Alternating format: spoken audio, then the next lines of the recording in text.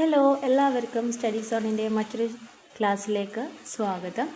ഇതുവരെ study zone channel subscribe ചെയ്യാത്തവരുണ്ടെങ്കിൽ subscribe ചെയ്യുക. തുറന്നു കാണുന്ന ബെല്ലൈക്കൺ എനേബിൾ ചെയ്യുക. നിങ്ങൾക്ക് സ്റ്റഡി സോണിൻ്റെ മറ്റ് ക്ലാസ്സുകൾ നോട്ടിഫിക്കേഷനായിട്ട് ലഭിക്കുന്നതാണ്. സോ ഇന്ന് നമ്മൾ നോക്കാൻ പോകുന്ന അടുത്ത ടോപ്പിക് എന്ന് പറയുന്നത് മസ്തിഷ്കത്തെക്കുറിച്ചാണ്. ഓക്കെ, മസ്തിഷ്കം അല്ലെങ്കിൽ നമുക്ക് പറയാം ബ്രെയിൻ അല്ലേ. ബ്രെയിൻ ഏറ്റവും ഇമ്പോർട്ടൻ്റ് ആയിട്ടുള്ളൊരു ടോപ്പിക്കാണ്. LP-UPയിൽ ഒരുപാട് പ്രാവശ്യം ചോദ്യങ്ങൾ വന്നിട്ടുള്ളൊരു ഭാഗമാണ് മസ്തിഷ്കത്തിൻ്റേത്. സോ നമുക്ക് ഒരുമിച്ച് നല്ല രീതിയിൽ തന്നെ മസ്തിഷ്കം കംപ്ലീറ്റ് ചെയ്യാം. സോ മസ്തിഷ്കം എന്ന് പറഞ്ഞാൽ എന്താണ്? നമ്മുടെ എല്ലാ നാഡീവ്യവസ്ഥയുടെയും കേന്ദ്രം എന്ന് പറയുന്നത് മസ്തിഷ്കമാണ്. നാഡീവ്യവസ്ഥയുടെ കേന്ദ്രം എന്ന് പറയുന്നത് മസ്തിഷ്കമാണ്. അതായത് നമ്മളിപ്പോൾ പറയുകയാണ്, അപ്പം നമുക്കിവിടെ എഴുതാം കേന്ദ്രം. നാഡീവ്യവസ്ഥയുടെ കേന്ദ്രമാണേത്? മസ്തിഷ്കം എന്ന് പറയുന്നത് നാഡീവ്യവസ്ഥയുടെ കേന്ദ്രമാണ്. അതായത് നമ്മളിപ്പം കാണുന്ന ഒരു ഇമേജ് അല്ലെ, കാണുന്ന ഒരു മരം ഉണ്ടെന്ന് വിചാരിച്ചു. ആ മരത്തിനെ നമ്മൾ കാണുന്നു അല്ലേ, അതൊരു മരമാണെന്ന് നമുക്ക് മനസ്സിലാവുന്നു. അതെങ്ങനെയാണ്? അതിനാദ്യം അതിൻ്റെ പ്രകാശം, അതിൻ്റെ പ്രതിബിംബം നമ്മുടെ കണ്ണിൽ വന്ന് പതിക്കണം. ആ പതിച്ചതിന് ശേഷം അവിടെ നിന്ന് സിഗ്നൽ എവിടേക്ക് കൊണ്ടുപോകണം? തലച്ചോറിലേക്ക് കൊണ്ടുപോകണം. തലച്ചോറിൽ വെച്ചിട്ട് ഇത് എന്ത് രൂപമാണ്, എന്താണെന്ന് നമുക്ക് മനസ്സിലാക്കിയതിന് ശേഷം അതിൻ്റെ റെസ്പോൺസ് തലച്ചോറിൽ നിന്ന് പുറത്തേക്ക് വരണം അല്ലേ. അങ്ങനെയാണ് നമ്മൾ എന്ത് മനസ്സിലാക്കുന്നത്? അവിടെ നിൽക്കുന്നതൊരു മരമാണെന്ന് നമ്മൾ മനസ്സിലാക്കുന്നത്. സോ നാഡീവ്യവസ്ഥയുടെ കേന്ദ്രം എന്ന് വേണമെങ്കിൽ നമുക്ക് ആരെ വിശേഷിപ്പിക്കാം? മസ്തിഷ്കത്തെ വിശേഷിപ്പിക്കാം. ഓക്കെ, സോ അതായത് ഏറ്റവും കൂടുതൽ ന്യൂറോണുകൾ, അപ്പോൾ നമുക്ക് രണ്ടാമത്തെ എഴുതാം. ഏറ്റവും കൂടുതൽ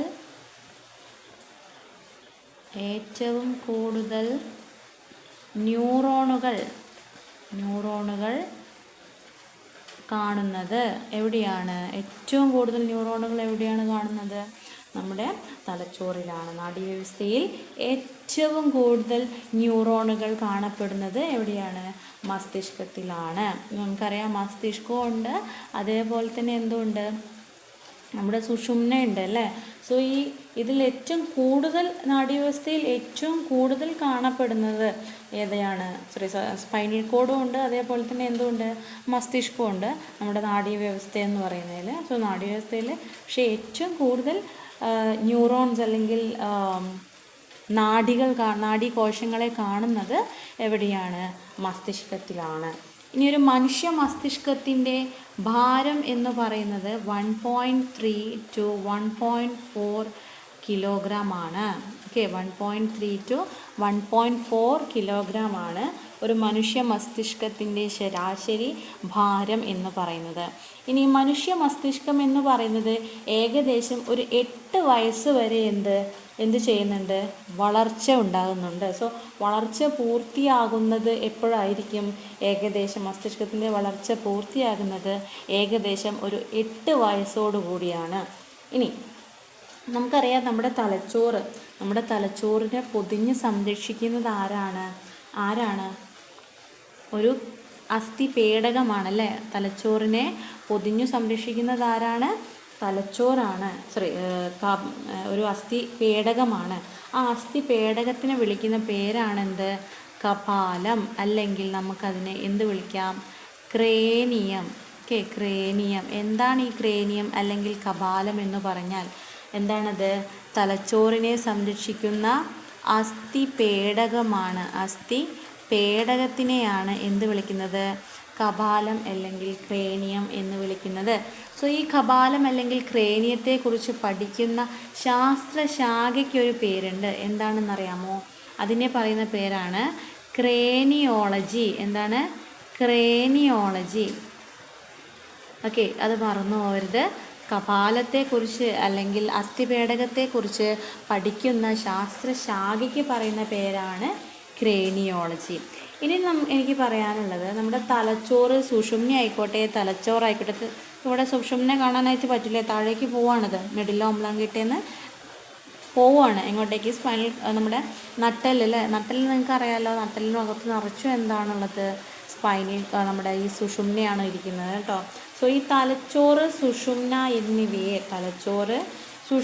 എന്നിവയെ എന്ത് ചെയ്യാണ്, തലച്ചോറിനെയും സുഷുമ്നയും പൊതിഞ്ഞ് കാണുന്ന സ്ഥരപാളികളുണ്ട് അല്ലേ, സ്ഥരപാളികളുള്ള ആവരണത്തെ നമ്മൾ എന്ത് വിളിക്കും?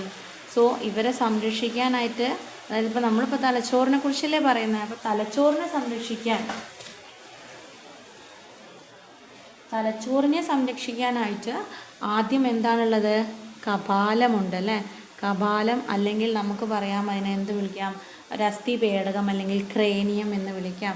ഇനി അതുകൂടാതെ അതിനെ പൊതിഞ്ഞുകൊണ്ട് 3 സ്ഥരപാളികളുണ്ട്.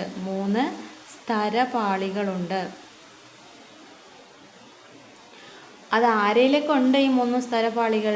സുഷുമ്നയിലുമുണ്ട്. അത് സുഷുമ്ന പഠിക്കുമ്പോൾ നിങ്ങൾ മറന്നു പോകരുത്, സുഷുമ്നയിലുമുണ്ട്, അതേപോലെ തന്നെ എവിടെയുണ്ട്, തലച്ചോറിലും കാണപ്പെടുന്നുണ്ട്. സോ ഇതിനെ വിളിക്കുന്ന പേരാണെന്ത്, മെനിഞ്ചസ്. എന്താണ്? മെനിഞ്ചസ്.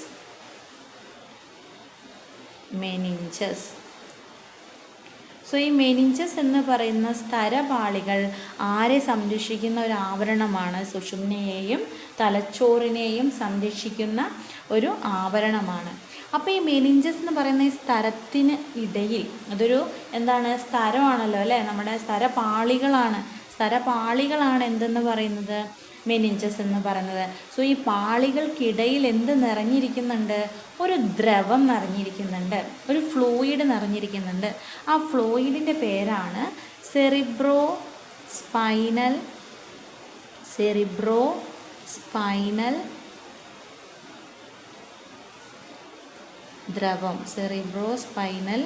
ദ്രവം എന്ന് പറയുന്നത്. ഓക്കെ. സോ എന്തായിരിക്കും ഈ ദ്രവത്തിൻ്റെ ഫങ്ഷൻ അല്ലെങ്കിൽ ധർമ്മം എന്ന് നിങ്ങൾ ചിന്തിച്ചിട്ടുണ്ടോ? ഇതിൻ്റെ ഫങ്ഷൻസ് വേറൊന്നുമല്ല.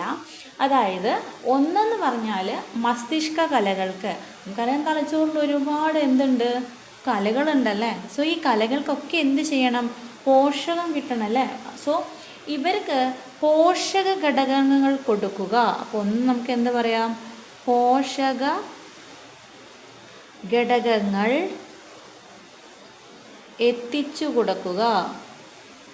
എത്തിക്കുക. ഇതാണെന്ത്, ഒന്നാമത്തെ ധർമ്മം എന്ന് പറയുന്നത്. ഓക്കെ,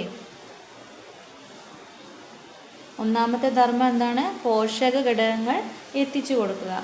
രണ്ടാമത്തെ ധർമ്മം എന്താണ്? രണ്ടാമത്തെ ധർമ്മം എന്തായിരിക്കും? പോഷക ഘടകങ്ങൾ മാത്രമല്ല, പകരം ആരും എത്തിക്കണം, ഓക്സിജനെയും എത്തിക്കണം. ആരെ എത്തിക്കണം? ഓക്സിജനെയും എത്തിക്കണം.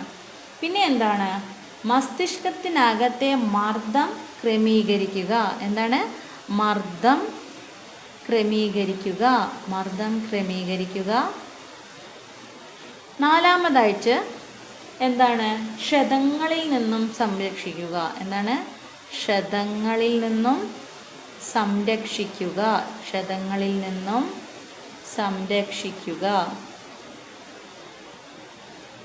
ഇത്രയാണ് ആരുടെ ഫങ്ഷൻ എന്ന് പറയുന്നത്? സെറിബ്രോ സ്പൈനൽ ദ്രവത്തിൻ്റെ ഫങ്ഷൻ എന്ന് പറയുന്നത്, അല്ലെങ്കിൽ ധർമ്മം എന്ന് പറയുന്നത്. അത് ഓർത്തു വയ്ക്കുക. എന്തൊക്കെയാണ് സെറിബ്രോ സ്പൈനൽ ദ്രവത്തിൻ്റെ ധർമ്മങ്ങൾ?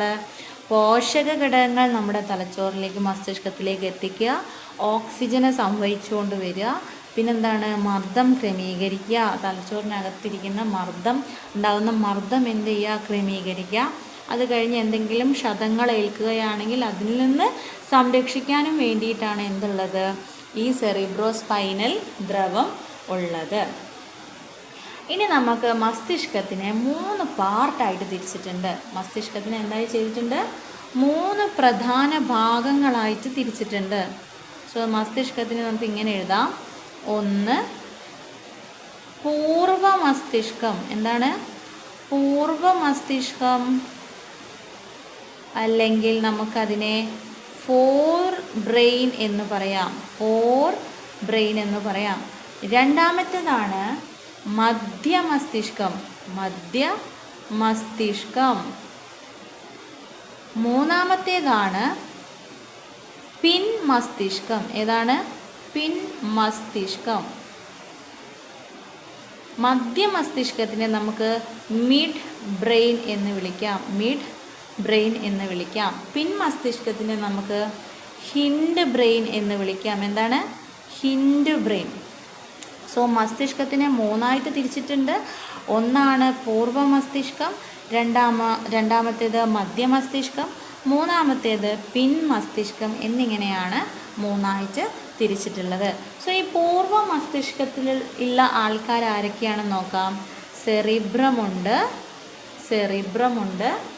തലാമസ് ഉണ്ട്, അതേപോലെ ഹൈപ്പോ തലാമസും ഏതിൽ വരുന്നതാണ്? ഈ പൂർവ മസ്തിഷ്കത്തിൽ വരുന്നതാണ്. ഇനി പിൻമസ്തിഷ്കത്തിൽ വരുന്ന ഭാഗങ്ങൾ ഏതൊക്കെയാണ്? പോൺസ് ഉണ്ട്, മെഡുല്ലയുണ്ട്, മെഡുല്ല ഒബ്ലോങ്കേറ്റ, മെഡുല്ല ഒബ്ലോങ്കേറ്റ. പിന്നെ ഏതാണ്? സെറിബെല്ലം. സോ നമ്മുടെ മസ്തിഷ്കത്തിനെ മൂന്നായിട്ട് തിരിച്ചിട്ടുണ്ട്. ഫോർ ബ്രെയിൻ, മിഡ് ബ്രെയിൻ, പിൻ ബ്രെയിൻ. അതായത് പൂർവ മസ്തിഷ്കം, മധ്യമസ്തിഷ്കം, പിൻമസ്തിഷ്കം എന്ന് പറഞ്ഞിട്ട്. ഓക്കെ, ഇതിലുള്ള ഭാഗങ്ങൾ ഏതാണെന്ന് മനസ്സിലായല്ലോ അല്ലേ? ഇനി നമുക്ക് അപ്പോൾ ഇതിൽ ആദ്യത്തെ സെറിബ്രം വരുന്നത് ഏതിലാണ്? പൂർവ മസ്തിഷ്കത്തിലാണ്. സോ നിങ്ങൾക്ക് ഇവിടെ നോക്കിയാൽ മനസ്സിലാവും. ഇതാണ് നമ്മുടെ ബ്രെയിനിൻ്റെ ഒരു പകുതിയിലുള്ള ഒരു സ്ട്രക്ചറാണ് കാണിക്കുന്നത്. സോ ഇവിടെ നിങ്ങൾക്ക് നോക്കിയാൽ മനസ്സിലാവും. അതായത് ഇതിനെയാണ് ഏറ്റവും വലിപ്പം കൂടിയ മസ്തിഷ്കത്തിൻ്റെ ഭാഗം ഏതാണെന്ന് ചോദിച്ചാൽ അതാണ് ഏത്? സെറിബ്രം എന്ന് പറയുന്നത്. സെറിബ്രത്തിന് തൊട്ട് താഴെയായി ദളങ്ങൾ പോലെ കാണപ്പെടുന്നതാണ് ആര്? സെറിബെല്ലം. ആരാണ്? സെറിബെല്ലം. ഇനി അതിന് തൊട്ടടുത്ത് ഒരു ദണ്ട് പോലെ കാണുന്നതാണ് ഏത്? ഈ പോൺസ് എന്ന് പറയുന്ന area. Okay, medulla oblongata, pons ഒക്കെ എവിടെയാണ് വരുന്നത്? ഈ ദണ്ട് പോലെ കാണുന്ന ഈ ഭാഗത്താണ്. സോ മെഡുല്ല ഒബ്ലോങ്കേറ്റൻ്റെ തുടർച്ചയായിട്ട് കാണുന്നതാണ് ഏത്? സ്പൈനൽ കോഡ് എന്ന് പറയുന്നത്. സോ ഈ നടുവിൽ നിങ്ങൾക്കൊരു ഗോളാകൃതിയിൽ കാണുന്നതാണ് എന്ത്? തലാമസ്. ഓക്കെ, ഇനി ഈ കോർപ്പസ് കലോസം എന്ന് പറയുന്ന ഒരാളെ നിങ്ങൾക്ക് ഇവിടെ കാണാൻ പറ്റുന്നുണ്ടല്ലോ. കോർപ്പസ് കലോസം, ഇതാണ് കോർപ്പസ് കലോസം. സോ നമുക്കറിയാം ബ്രെയിൻ എന്ന് പറയുന്നത് രണ്ട് ഭാഗമാണല്ലേ. ഒന്ന് ഇടതുഭാഗമുണ്ട്, ഒന്ന് വലതുഭാഗമുണ്ട്. സോ ഈ രണ്ട് ബ്രെയിനിൻ്റെ ഈ മസ്തിഷ്കത്തിൻ്റെ രണ്ട് ഭാഗങ്ങളെ തമ്മിൽ ഇടത് വലത് അർദ്ധഗോളങ്ങളെ, ഇതൊരു അർദ്ധഗോളം, ഇതിവിടെ കാണിച്ചിരിക്കുന്ന ഒരു അർദ്ധഗോളാണ് കേട്ടോ. ഇതെന്താണ്? ഒരു അർദ്ധഗോളാണ്. സോ ഇടത് വലത് അർദ്ധഗോളത്തെ തമ്മിൽ ബന്ധിപ്പിക്കുന്ന നാഡീകലയ്ക്ക് പറയുന്ന പേരാണെന്ത്? Corpus callosum. എന്താണ്? Corpus callosum. കോർപ്പസ് കലോസം എന്ന് പറഞ്ഞാൽ സോ ഇതെന്താണ്? കോർപ്പസ് കലോസമാണ്. പിന്നെ നമുക്ക് പറയാനുള്ളതെന്ന് വെച്ചാൽ ഇതാണ് സെറിബ്രം, ഇതാണ് cerebellum, then thalamus, hypothalamus, pituitary ഗ്ലാൻഡൊക്കെ നമ്മൾ ഏതിൽ പഠിച്ചിട്ടുണ്ട്? നമ്മുടെ കലകൾ പഠിച്ചിരുന്ന സമയത്ത് കലകളെല്ലാം ഏതായിരുന്നു നമ്മൾ പഠിച്ചത്? നമ്മുടെ ഹോർമോണുകളെ കുറിച്ച്, അന്തസ്രാവി ഗ്രന്ഥികളെ കുറിച്ച് പഠിച്ചപ്പം നമ്മൾ പഠിച്ചിട്ടുണ്ട് അല്ലേ. സോ നമുക്ക് ആദ്യമായിട്ട് സെറിബ്രത്തിനെ കുറിച്ചിട്ട് നോക്കാം. Okay, cerebrum. സോ നമുക്ക് കുറച്ചും കൂടെ നടുവിലായിട്ട് എഴുതാം.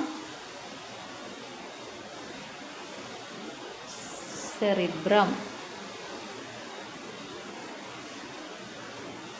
സെറിബ്രത്തിനെ കുറിച്ച് എന്തൊക്കെയാണ് പറയാനുള്ളത്? മസ്തിഷ്കത്തിൻ്റെ ഏറ്റവും വലിയ ഭാഗം മസ്തിഷ്കത്തിലെ ഏറ്റവും വലിയ ഭാഗം ഏതാണെന്ന് ചോദിച്ചാൽ ഏതാണ്? സെറിബ്രമാണ്. ഇനി ഇവിടെ നിങ്ങൾക്ക് ധാരാളം ചുളിവുകളും മടക്കുകളും ഒക്കെ കാണാനായിട്ട് പറ്റും അല്ലേ. സെറിബ്രത്തിൽ ധാരാളം എന്ത് കാണാൻ പറ്റും? ചുളിവുകളും മടക്കുകളും കാണാനായിട്ട് പറ്റും. സോ ഇവിടെ നിങ്ങൾക്ക് കാണാൻ പറ്റും. ഇതാണ് എന്ത്? അതിൻ്റെ മുൻഭാഗം എന്ന് പറയുന്നത്. നമ്മുടെ സെറിബ്രം എന്ന് പറയുന്നത്. ഈ സെറിബ്രത്തിൽ നിങ്ങൾക്ക് നോക്കിയാൽ കാണാതെ കണ്ടോ, ഇവിടെയൊക്കെ ഒരുപാട് എന്തുണ്ട്, ചുളിവുകളും മടക്കുകളും കാണപ്പെടുന്നു. എവിടെ? സെറിബ്രത്തിൽ. എവിടെയാണ് കാണപ്പെടുന്നത്? സെറിബ്രത്തിലാണ് ഈ ഒരുപാട് ചുളിവുകളും മടക്കുകളും കാണപ്പെടുന്നത്. അപ്പം നമുക്ക് എന്തെഴുതാം? ചുളിവുകളും മടക്കുകളും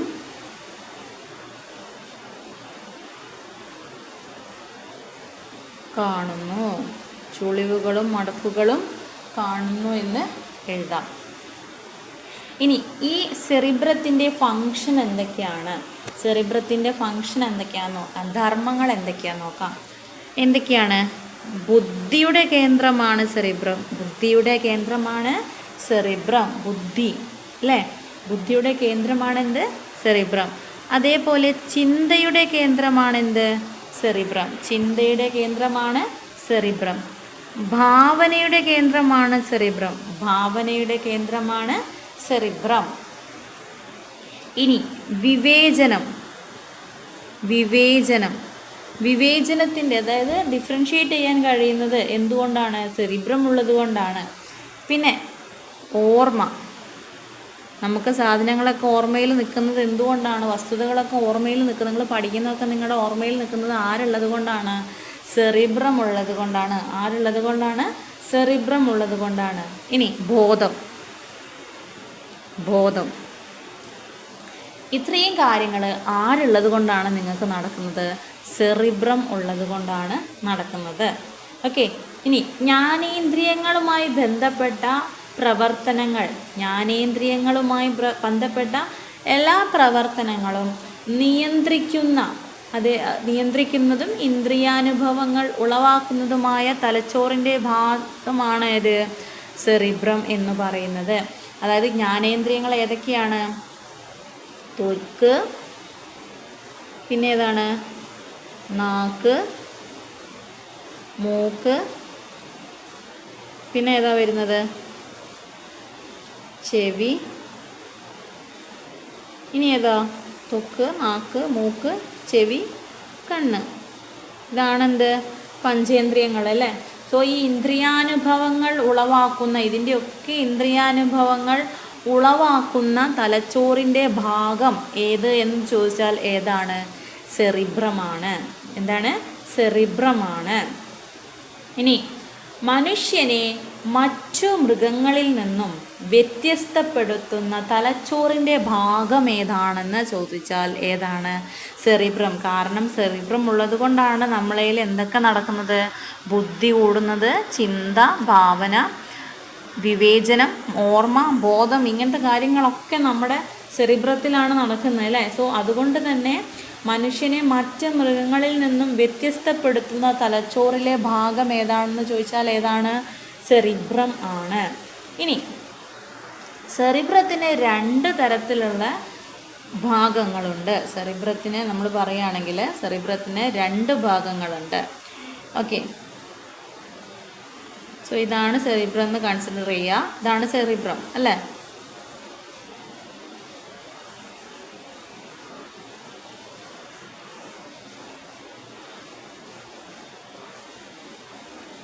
നോക്കിയേ, ഈ സെറിബ്രത്തിൻ്റെ 2 ഭാഗങ്ങളുണ്ട്. സെറിബ്രത്തിന് എന്തുണ്ട്? 2 ഭാഗങ്ങളുണ്ട്.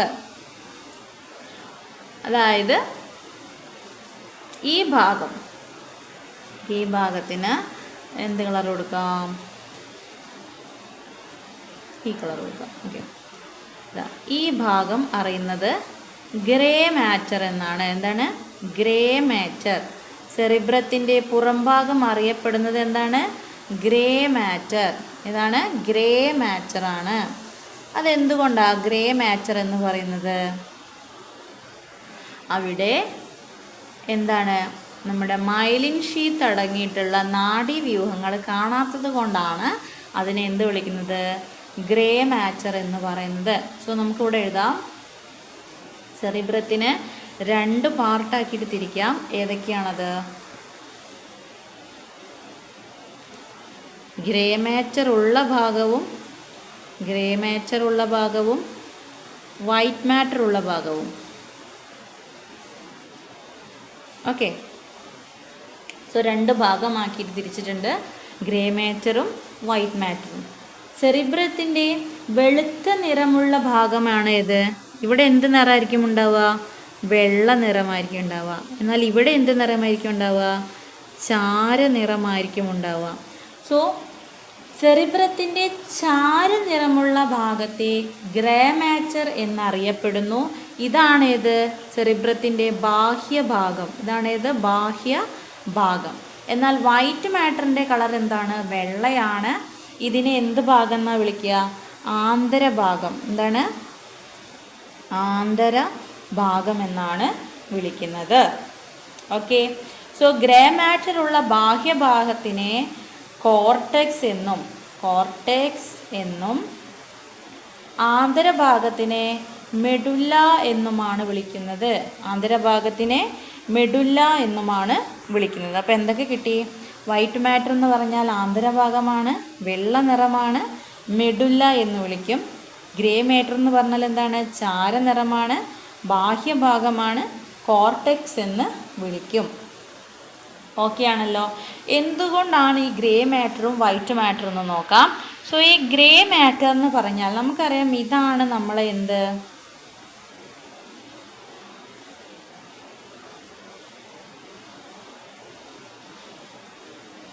ഒരു നാഡീകോശം അല്ലേ? ഇതാണ് എന്ത്? ഒരു നാഡീകോശം എന്ന് പറയുന്നത്. ഈ നാഡീകോശത്തിന് എന്തുണ്ട്? മൈലിൻ ഷീത്ത് ഉണ്ട് അല്ലേ? സോ മൈലിൻ ഷീത്ത് അടങ്ങിയിരിക്കുന്ന നാഡീവ്യൂഹങ്ങൾ കാണുന്ന ഭാഗമാണ് ഇത്? White matter. മറന്നു പോകരുത്. സോ വൈറ്റ് മാറ്റർ എന്ന് പറഞ്ഞാൽ ഇവിടെ എന്തുണ്ട്? മൈലിൻ ഷീത്ത് ഉണ്ട്. ഇവിടെ എന്തുണ്ട്? മൈലിൻ ഷീത്തുള്ള ന്യൂറോണുകൾ അല്ലെങ്കിൽ നാഡി കോശങ്ങളാണ് എവിടെയുള്ളത്? വൈറ്റ് മാറ്ററിലുള്ളത്. എന്നാൽ ഗ്രേ മാറ്ററിൽ മൈലിൻ ഷീത്ത് ഇല്ല. മൈലിൻ ഷീത്ത് ഇല്ലാത്ത നാഡീകോശങ്ങളാണുള്ളത്. അതുകൊണ്ടാണ് എന്ത് വിളിക്കുന്നത്? ഗ്രേ മാറ്റർ എന്ന് വിളിക്കുന്നത്. മനസ്സിലായല്ലോ അല്ലേ?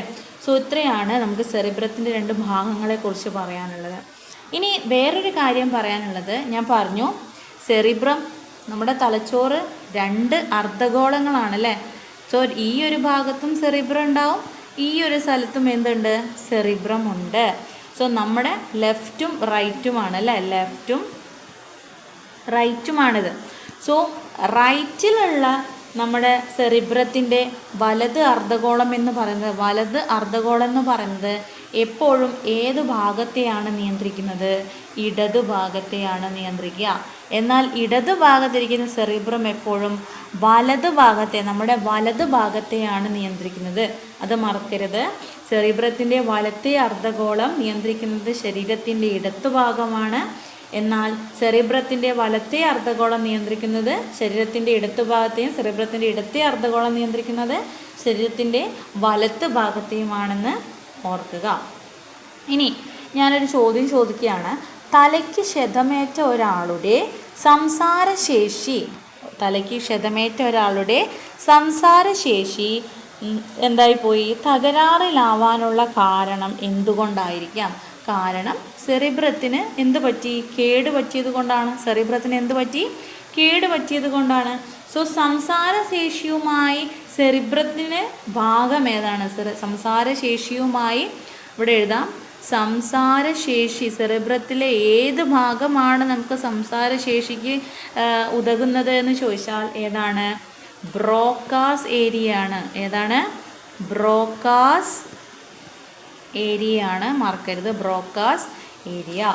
എന്നാൽ പരിചയമുള്ള വസ്തുക്കളുടെ പേര് കേൾക്കുമ്പോൾ നമ്മളിപ്പോൾ ആന എന്ന് കേട്ട് കഴിഞ്ഞാൽ അതിൻ്റെ ചിത്രം നമ്മുടെ മനസ്സിലേക്ക് വരും അല്ലേ?